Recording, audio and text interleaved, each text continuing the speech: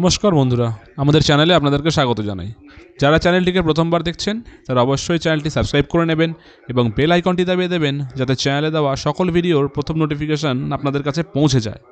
তো সবচেয়ে বড় ঘটনা একটা ঘটলো এখন কোর্টে, আমাদের কোর্ট নাম্বার 18 অমৃতা সিনহা ম্যাডামের বেঞ্চে অরুণিমা পলের যে কেসটি ছিল, non tainted candidate or specifically not found to be tainted candidate, এই ব্যাপার নিয়ে এখানে একটু আগে ম্যাম অর্ডার দিলেন যারা নন টেন্টেড ক্যান্ডিডেট বা যারা not specifically found to be tainted candidate তাদের নামের লিস্ট 2016 সালের যারা পরীক্ষা দিয়েছিল, যে প্যানেলটি ক্যান্সেল হয়েছিল, সেখানে টেন্টেডের লিস্ট অলরেডি দিয়ে দিয়েছে।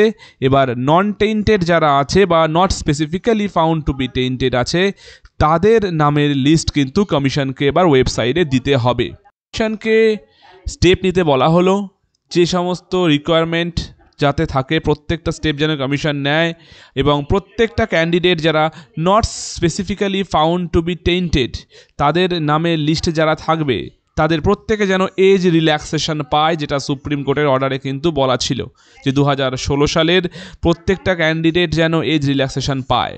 তো 2016 সালে যে সমস্ত নন টেন্টেড ক্যান্ডিডেট, অবশ্যই তো নন টেন্টেড ক্যান্ডিডেট যারা থাকবে, যাদের লিস্টে নাম থাকবে, প্রত্যেকে যেন এজ রিল্যাক্সেশন পায় এবং প্রত্যেকে যেন এরা এই প্রসেস যেটা চলছে এই প্রসেসে অংশগ্রহণ করতে পারে।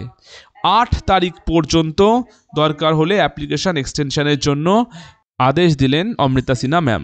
তো এবার দেখা যাক কমিশন কবে লিস্টটি প্রকাশ করে এবং তাদেরকে কেমন করে এই প্রসেসের মধ্যে ইনক্লুড করে এজ রিল্যাক্সেশন দিয়ে। আজকে খবরটি এই পর্যন্তই, ধন্যবাদ।